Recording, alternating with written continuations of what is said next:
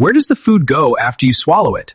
Does it fall into a bag? It is a long, winding road inside us. Suzi, digestion starts in the stomach, right? No, it starts in the mouth. Saliva begins breaking down food instantly. Your teeth crush it, and enzymes turn starch into sugar. So chewing is important. What happens when we swallow? It goes down the esophagus. It pushes food like squeezing a toothpaste tube. Even if I stand upside down? Yes, even in space with zero gravity, it works. Amazing. Then it hits the stomach acid bath? Exactly. The stomach acts like a mixer grinder. The stomach churns food for 4 hours until it becomes a liquid soup called chyme.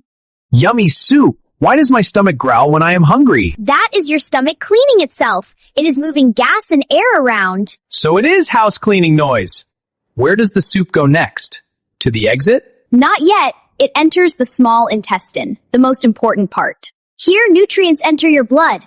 It is surprisingly long. How long? It fits in my belly, so maybe 2 feet? Wrong. If you stretch it out, it is about 22 feet long. That is taller than a giraffe. How does it fit? The large intestine absorbs water, and the waste becomes poop. The digestive system is a factory.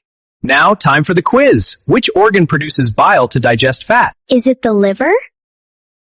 Or the pancreas? If you know the answer, comment below. And if you don't, subscribe and hit the bell icon right now. I will reveal the answer in the next video very soon. Don't miss it!